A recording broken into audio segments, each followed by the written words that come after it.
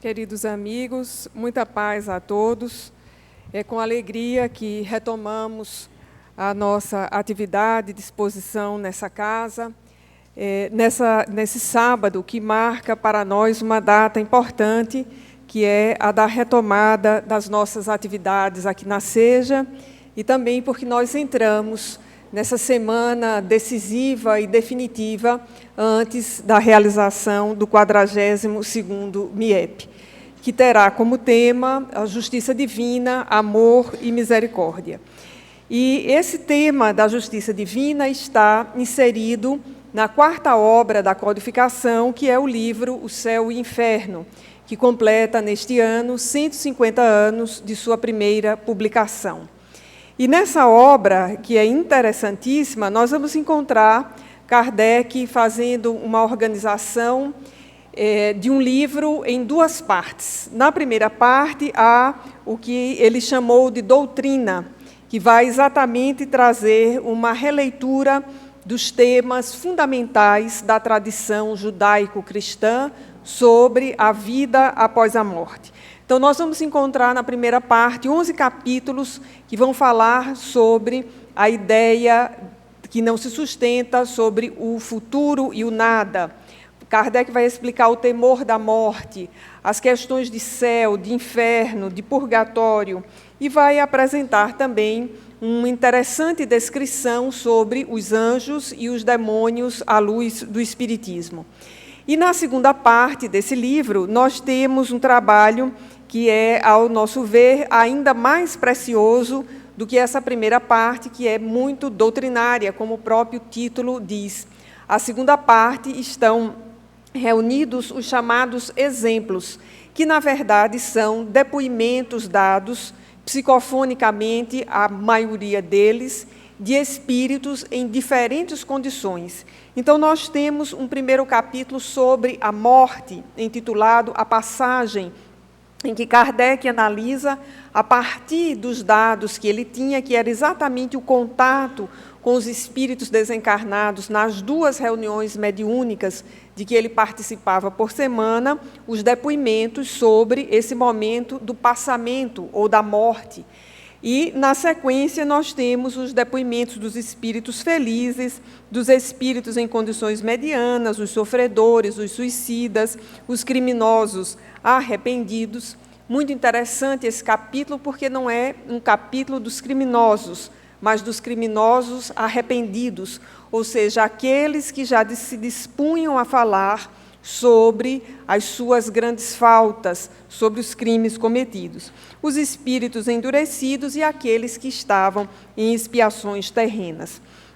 Dizemos que essa segunda parte de O Céu e o Inferno se torna para nós ainda mais importante, porque ela nos abre a condição de nós percebermos a metodologia utilizada por Kardec. De um modo geral, fala-se muito em Kardec o método positivista, porque era a forma de fazer ciência do seu tempo. Mas sempre que lemos a codificação, e notadamente esta obra, nós encontramos Allan Kardec também na vanguarda de um fazer científico, pois, para a época, não era comum colher-se depoimentos daqueles que eram os objetos da investigação. E Kardec, para a sua época, ele recompõe, ele vai adiante exatamente coletando esses depoimentos, ordenando esses depoimentos, vindos por diferentes médios, em diferentes reuniões mediúnicas, e nos legando, assim, uma rica segunda parte do livro O Céu e o Inferno, com esses depoimentos todos. De modo que nós temos, nessa obra, uma espécie de leque das condições espirituais daqueles que estão em nosso entorno, dos espíritos desencarnados. E com a composição dessa segunda parte, Allan Kardec descortina esse panorama espiritual para nós, que ficamos diante da seguinte questão: com qual qual desses espíritos nós nos identificamos? Ou com os quais nós gostaríamos de nos identificar após a morte? Então, a segunda parte desse livro é instigante, porque nos traz essa reflexão. Além dessa parte 2, que tem esses depoimentos, é uma parte muito viva do livro, nós temos quase a impressão de ouvir os espíritos dando os depoimentos, nós faríamos um destaque para outras partes desse livro que são da nossa predileção. O primeiro capítulo, em que Kardec trata da relação, como dissemos, insustentável entre o futuro e o nada, recompondo aí nesse primeiro capítulo, digamos assim, de um modo não direto, mas subjacente, a ideia da esperança de um futuro repleto de condições plenas de felicidade. Depois, um capítulo em que Kardec trata do temor da morte. É do céu e inferno, de longe, o capítulo da minha predileção, pelo raciocínio claro com que Kardec apresenta as razões pelas quais nós, os espíritas, não devemos temer a morte. A descrição que ele faz de céu, inferno e purgatório é absolutamente intrigante, fenomenal, um trabalho de dialética. E o outro aspecto do livro que nos interessa e que nós vamos comentar um pouco essa noite é o que Kardec intitulou de o Código Penal da Vida Futura. Então, um título bastante interessante para o nosso estudo, para a nossa reflexão, porque nos traz aí, só nesse título, um conjunto de conhecimentos que são, inclusive, conhecimentos reencarnatórios acumulados ao longo da nossa trajetória evolutiva. Código Penal da Vida Futura. Todos nós que somos herdeiros dessa tradição judaico-cristã, nós temos íncito toda uma ideia, toda uma leitura da continuidade da vida, da imortalidade da alma. Não apenas pela cultura judaico-cristã, mas porque é natural ao espírito reencarnante, que somos todos nós, que já ao longo do processo evolutivo nós passemos a assimilar a ideia, pela experiência própria, de que ora nós estamos na Terra, ora nós estamos no mundo espiritual. Nós somos, como aparece muito em um livro dos Espíritos, espíritos errantes, ou seja, nós estamos na erraticidade. E esse próprio fluxo contínuo de ir e vir já nos levaria, de qualquer forma, a uma reflexão e à composição de uma ideia sobre o que nos espera na vida após a morte, colocando, inclusive, essa relação recursiva, essa relação de binômio entre estar na Terra e estar fora da Terra. E, do mesmo modo, estar fora da Terra, o que nós fazemos quando estamos desencarnados, no intervalo das reencarnações, e o que sucede quando nós estamos em cursos na matéria. Então, essa experiência, que é real para todos nós, ainda que o esquecimento do passado, que é absolutamente terapêutico, preventivo, que nos permite recomeçar sempre de um ponto de entusiasmo e de sucesso, não nos leve a lembrar de modo claro o que fizemos na erraticidade ou o que nós fizemos nas vidas passadas. Nós guardamos uma intuição que é também terapêutica para todos nós. E entender a vida futura é de fundamental importância num processo de educação, de libertação das consciências. Porque se nós olharmos no nosso entorno, se nós recordarmos um pouco das lições de história que nós aprendemos na escola, nós vamos verificar que a vida futura já foi objeto de muita opressão. Exatamente porque essa fronteira ou essa cortina da morte é ainda uma temática que nos causa um certo receio, porque se nós tivéssemos condições de investigar, provavelmente as nossas mortes em outras vidas foram mortes traumáticas, que nós não processamos ainda. Então, sempre que essa temática aparece, nós ainda a vemos com muito receio. E a vida após a morte já foi objeto de muita exploração e de muita opressão, num sentido mesmo de comercialização, a tentativa de garantia de determinadas benesses, determinadas condições espirituais após a morte, garantidas desde já na Terra, dos mesmos moldes em que nós garantimos certos privilégios aqui. Então, não é estranho, por exemplo, quando nós voltamos aos livros de escola, ou vemos em filmes, em certas recomposições para a televisão, o quanto foi patente na Idade Média a chamada venda de terrenos no céu, ou a compra de benesses no céu a muito custo. E chegou, ainda de uma certa forma, talvez mais pálida aos nossos dias, aquelas histórias que muitos de nós que viemos do interior, do Nordeste, sabemos de muita gente que deixava encomendados certos ofícios religiosos, certos ritos, encomendavam as missas, ainda estando encarnados, para que isso lhes garantisse, quando desencarnassem, uma condição no mundo espiritual. E todos nós, a essa altura, e com a leitura espírita que nós temos, nós já sabemos que não funciona assim. O mundo espiritual não há a compra de garantias no sentido de troca ou do sentido monetário. Qualquer condição da vida espiritual, ela é uma condição conquistada a partir do trabalho que nós fazemos no transcurso da existência. Nesse sentido, a obra Nosso Lar é uma espécie de entrada para todos nós nesse campo, para que nós entendamos esse código penal da vida futura, que nós poderíamos aqui também chamar de um código moral, assim, dando uma redundância ao tema.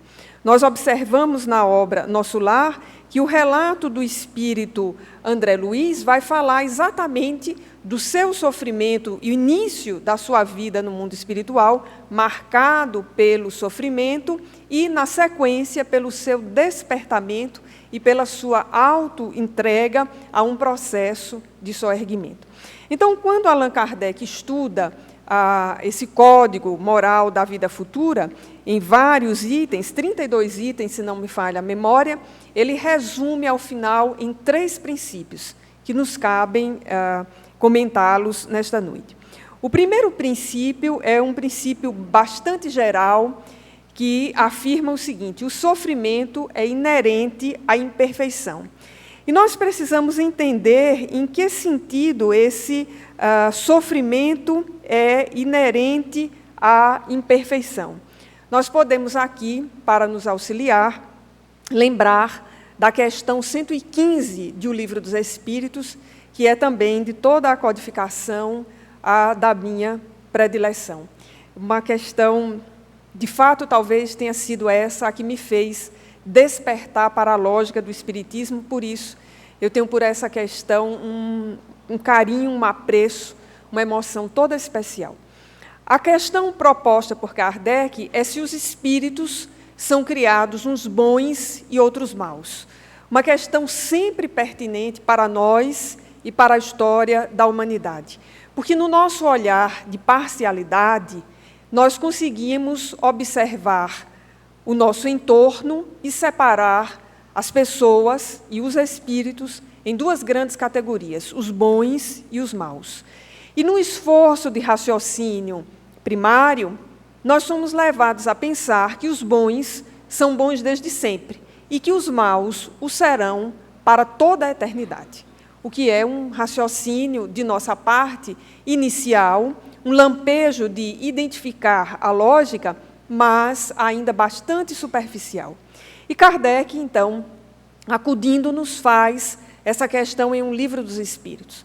Os espíritos são criados, uns bons e outros maus, e a resposta é que os espíritos são criados simples e ignorantes.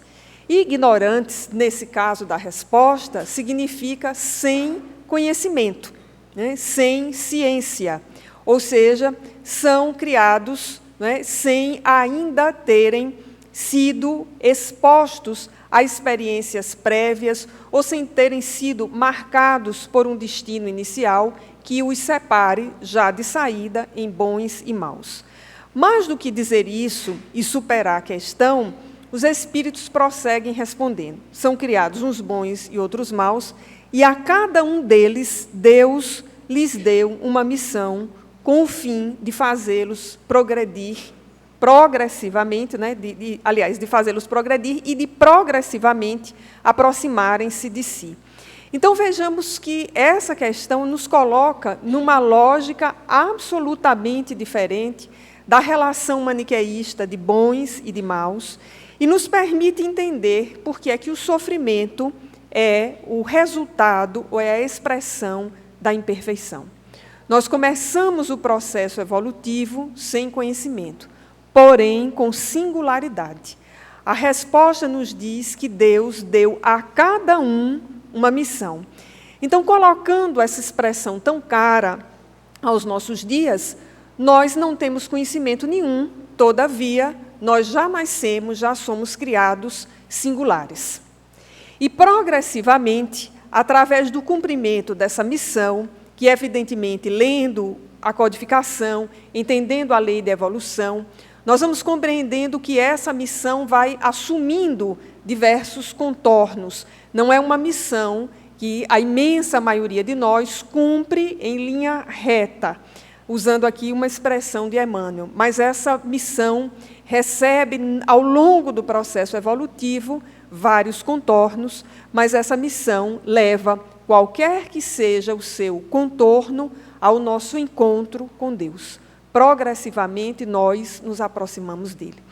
E nesse processo de nos aproximarmos, de compreendermos Deus, de assimilar as suas leis às nossas vidas, nós passamos, evidentemente, por momentos, por processos de desconhecimento e também de imperfeição.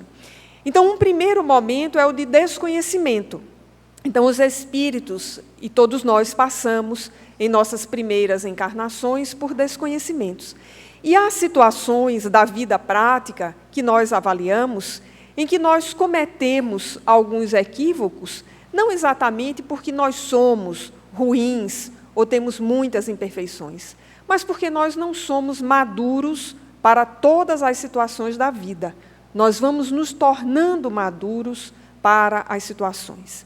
Um outro aspecto decorrente é a imperfeição, porque nós, nessa estrada evolutiva, aprendemos, a maioria de nós, a cultivar antes algumas imperfeições do que virtudes. Então, tem sido natural e caracteriza a humanidade, isso está dito em um livro dos Espíritos, o egoísmo e a vaidade, que são imperfeições, muito mais do que virtudes, como a paciência, a bondade, a tolerância. E há muita imperfeição, aliás, há muito sofrimento em nossas vidas que decorre dessas imperfeições. Numa sociedade como a nossa, centrada no eu, centrada no egoísmo, a grande maioria caminha sem refletir, sem raciocinar, para esse veio em que o eu, primeiro eu e somente o eu é mais importante, e não consegue perceber que, em assim se colocando, sofre, faz sofrer e desconecta-se da lei divina. Porque a lei divina, que resume-se na lei de justiça, de amor e de caridade, traz em si, íncita, a lei de solidariedade. Então, nós só conseguimos avançar rumo àquela missão que nos faz compreender a Deus, quando nós também fazemos os que estão ao nosso lado avançar. Esse é um aspecto particular da lei pedagógico muito interessante, porque não é que a evolução individual de cada um de nós dependa da evolução do outro, mas os avanços de cada um de nós ajudam a humanidade a avançar. Nos lembremos aqui do Espírito Joana de Ângeles, em Vida Feliz, quando diz, mesmo que não saiba, és exemplo para alguém. E a frase que já tornou-se o senso comum, de que quando um homem, uma pessoa, se levanta, a sociedade ergue-se com ele. Muito aplicada, por exemplo, no âmbito dos alcoólicos anônimos. Retirar da dependência alcoólica ou de qualquer outra dependência química e manter-se sóbrio durante um dia, 2, um mês, anos, é fazer também com que a humanidade erga-se. Então, é muito interessante, quando nós avaliamos como a lei divina se expressa, essa relação que é recursiva, em que nós avançamos e fazemos o coletivo avançar. E nesse processo de compreensão e de compreensão das leis divinas, nós passamos por etapas de sofrimento, que são os chamados tormentos voluntários, tal como descrito no Evangelho segundo o Espiritismo, e que resultam das nossas imperfeições. E, naturalmente, nós, no processo de maturidade, sofremos, porque é ainda a expressão do nosso egoísmo, porque nós somos imperfeitos, mas, no fundo, nós não queremos aceitar que nós somos imperfeitos. E aí, quando nós reconhecemos que somos imperfeitos, nós sofremos profundamente por isso, porque não ainda nos acolhemos e não fazemos o esforço de sair desse nível de imperfeição em que nos colocamos. Sem dúvida que há também o sofrimento que resulta daquelas ações que são os tormentos muito mais do que voluntários, que são aqueles tormentos em que nós insistimos em mantê-los em nossa vida.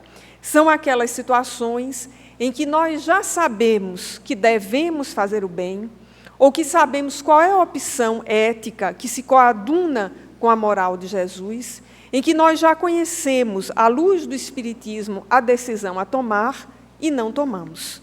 E, nesse caso, evidentemente, esse sofrimento ele retorna muito mais intenso do que quando nós agimos por desconhecimento. Esse sofrimento é aquele que decorre do bem que nós deveríamos fazer, mas que nós não fizemos. Está dito em um livro dos Espíritos, e também aqui em O Céu e o Inferno, que nós somos responsáveis não apenas pelo mal que fizemos, mas pelo bem que deixamos de fazer.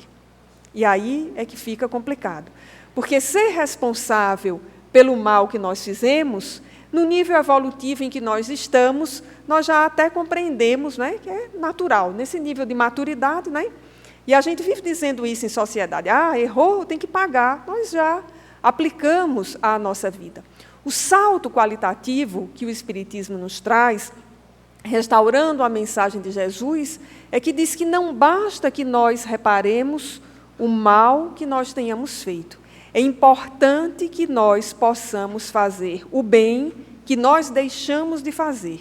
E o bem que nós deixamos de fazer, ele acaba se tornando um mal.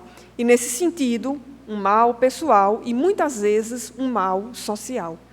Quando nós deixamos de assumir a nossa condição de cristãos e de espíritas na vida social e no trabalho, nós nos coadunamos com a normose da individualidade, do egoísmo e das muitas circunstâncias que são socialmente aceitas, mas que são antagônicas à perspectiva espírita. Um exemplo é uma normose social falar mal dos outros. Não é uma questão de fazer uma crítica justa e que apresente, inclusive, uma saída, mas há uma normose social de falar mal dos outros, assim como há uma normose social hoje de bisbilhotar a vida dos outros. Ultimamente, nós costumamos dizer que há pessoas que têm uma vida para ser vivida, uma vida para ser postada e muitas vidas para serem observadas. E quando nós fazemos, dessa possibilidade das redes sociais um lugar de observação das vidas, de curtição e de compartilhamento de um conjunto de mensagens que são, em sua imensa maioria, antagônicos a uma moral cristã, nós deixamos de fazer o bem que nós poderíamos fazer usando as redes sociais. Nós deixamos de fazer, às vezes, o bem que nós poderíamos fazer, ficando muitas horas ociosos à espera de qual notícia fulano vai postar hoje, ou o que será que aconteceu com cicrano e com fulano. Então, quando nós vamos entendendo essa noção de sofrimento e imperfeição, nós vamos verificando toda uma coerência, uma lógica, e verificando, de fato, que a maior parte das dificuldades, dos sofrimentos, nesta vida, não são exatamente aqueles sofrimentos que advêm das vidas passadas, mas são aqueles que decorrem dessa vida pelas escolhas que nós, já com certa maturidade, com mais maturidade do que na vida anterior, estamos fazendo agora. Nesse sentido, nos lembramos de 2 itens do Evangelho segundo o Espiritismo, dos quais também gostamos muito, escritos por Kardec: causas atuais das aflições e causas anteriores das aflições. É muito interessante observar a ordem em que essas aflições aparecem. O codificador sabiamente colocou primeiro as causas atuais das aflições, porque há muito sofrimento que não decorre da vida passada, decorre das escolhas, das atitudes, das posturas dessa vida. Excluído esse conjunto, se nós fizermos uma observação honesta da nossa existência, nós veremos que a porcentagem menor é de causas anteriores das aflições. Então, Kardec nos traz, demonstrando esse código penal da vida futura, que o sofrimento na vida futura, ele decorre das imperfeições. Logo, todos nós inteligentes já pensamos que se nós diminuirmos as nossas imperfeições, evidentemente, nós diminuiremos o nosso sofrimento. E como somente os masoquistas gostam de sofrer, nós outros já achamos a saída. É exatamente procurar, na leitura da nossa personalidade, como diz Joana de Ângeles, quais são aquelas imperfeições que são possíveis de serem resolvidas a curto prazo. Porque, por vezes, nós temos a ambição, que é uma imperfeição, de resolver os conflitos, os aspectos nodais da nossa existência de uma vez, sem termos resolvidos os aspectos menores.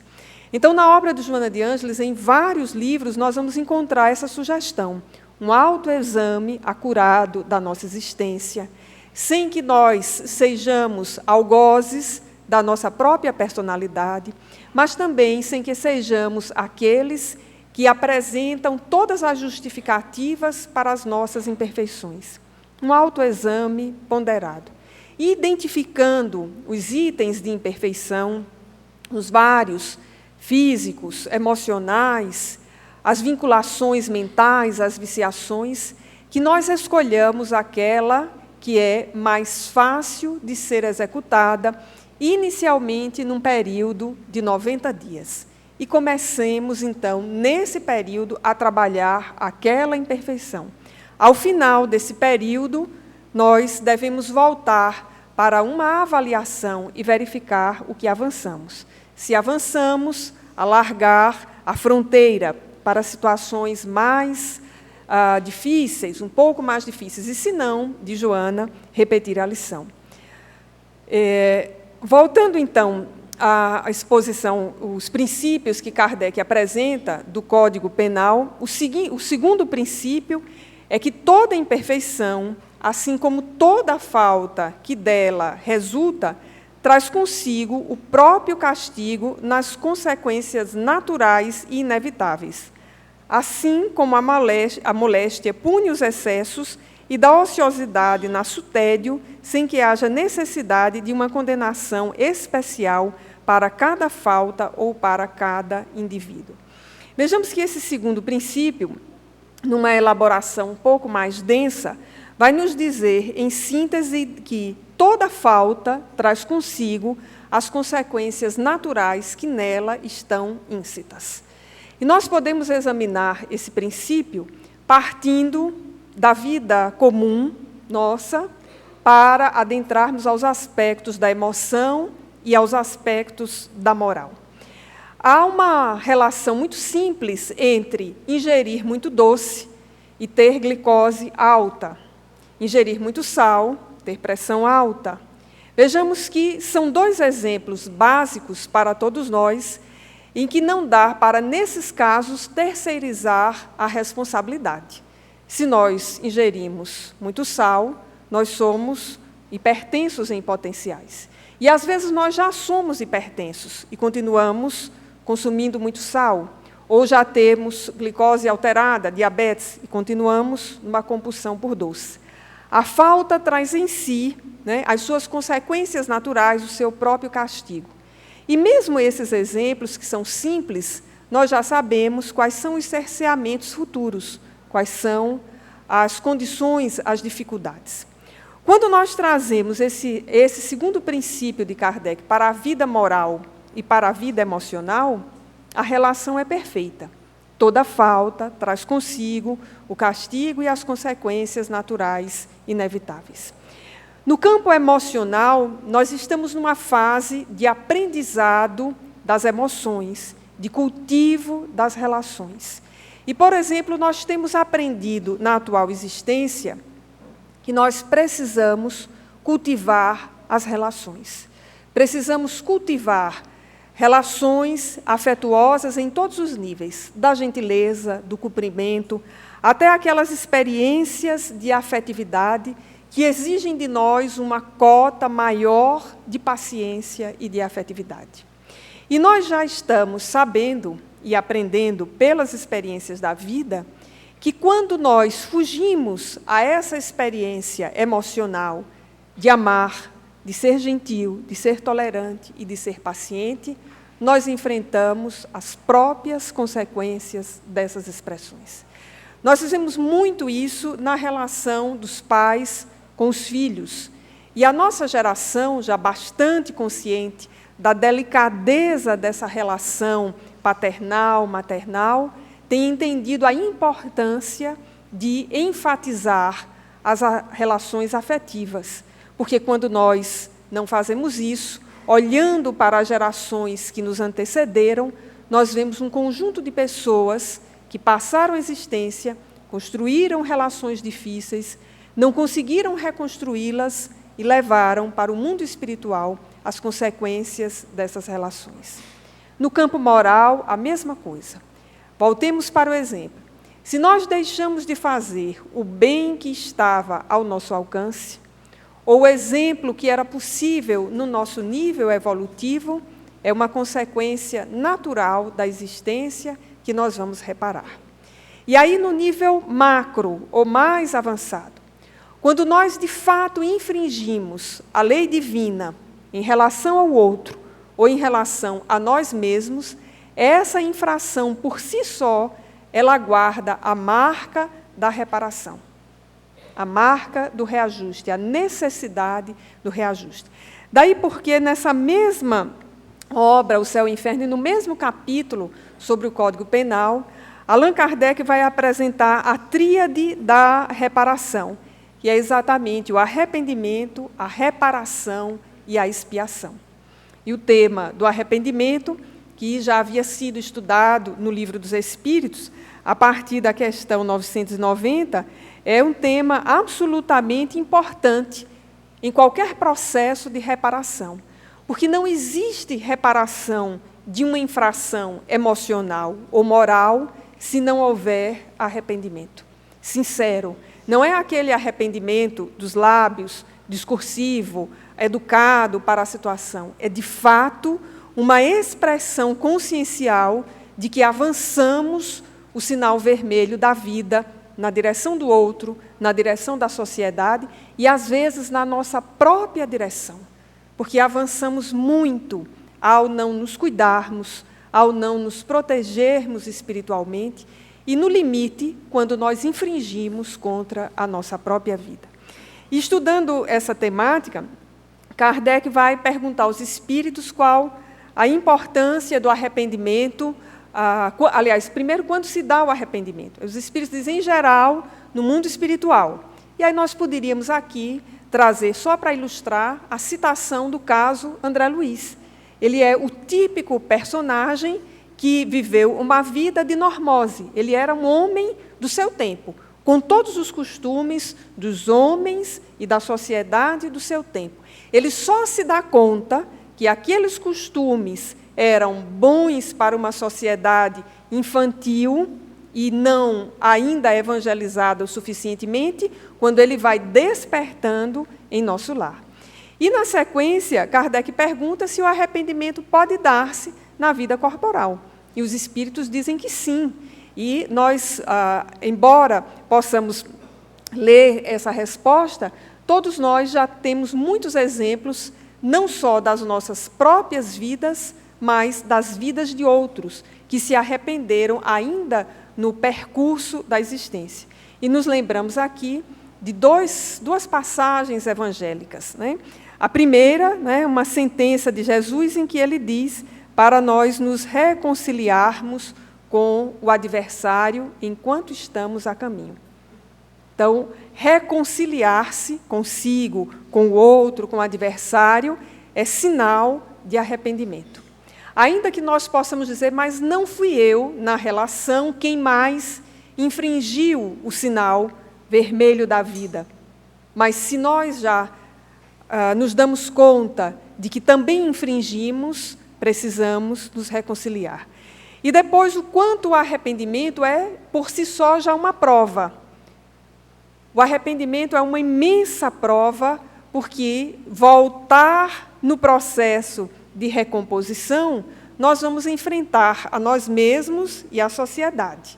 E talvez o exemplo, ou os dois exemplos de arrependimentos, digamos, clássicos, e que são os grandes exemplos para nós, é o de Paulo, narrado na obra Paulo e Estevão, e o de Pedro, depois de negar Jesus, né?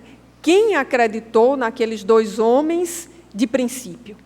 Pedro, amigo íntimo de Jesus, das circunstâncias mais íntimas de fato, negou o seu grande amigo e mestre. Como dar crédito a ele depois? E Paulo, perseguidor dos cristãos, como acreditar que aquele homem estava arrependido?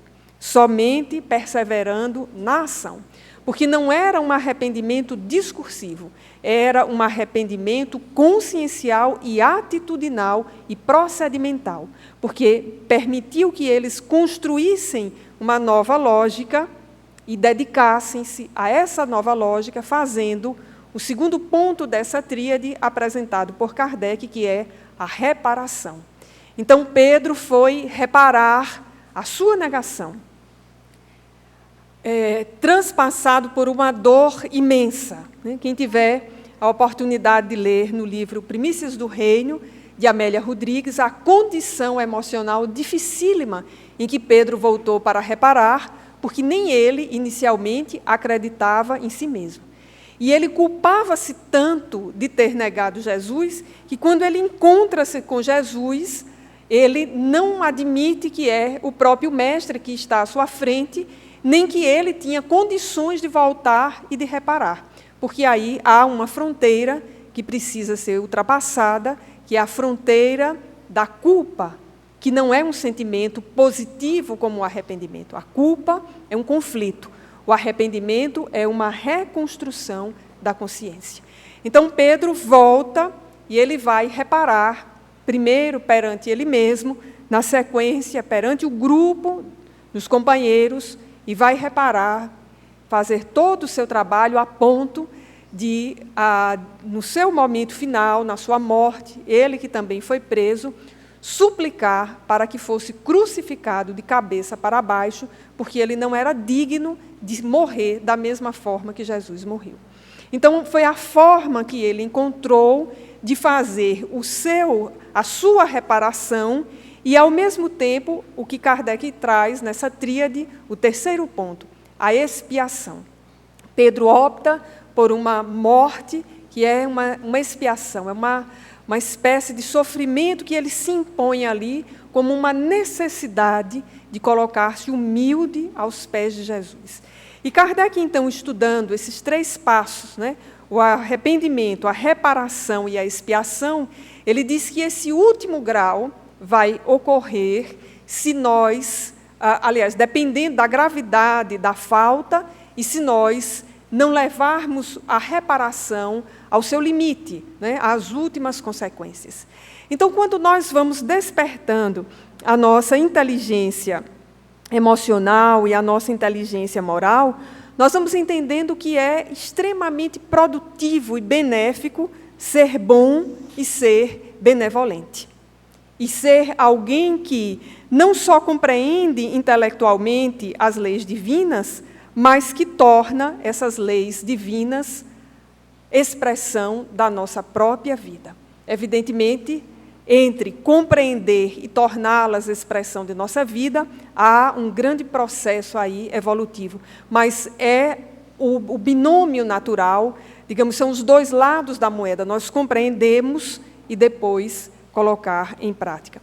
O Espírito Emmanuel, no livro Justiça Divina, que foi escrito em 42, para homenagear também o livro Céu e Inferno, escreve uma mensagem muito bonita chamada Perdoados, mas não limpos, em que ele vai falar exatamente dessa necessidade de reparação, dizendo que nós somos perdoados pela vida, pelas nossas boas intenções, e aí fala, né, das nossas boas intenções, da imensa maioria de nossas faltas.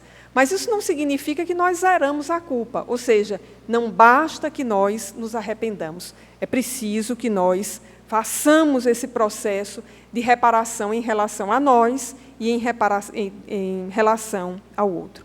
O terceiro princípio, por fim, que Kardec apresenta, diz exatamente o seguinte: podendo todo homem libertar-se das imperfeições por efeito da vontade, ou seja, esse empenho nosso, pode igualmente anular os males consecutivos e assegurar a futura felicidade.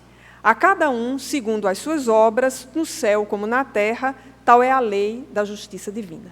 Então, esse princípio hoje, se nós quiséssemos ousadamente resumir o codificador, nós diríamos que é o princípio da meritocracia, apresentado por Jesus. A cada um, segundo as suas obras. Dizendo com outras palavras dos dias de hoje, seria algo como: a lei de evolução não tem cotas. Não tem. Nós vamos ter que fazer o processo de reparação.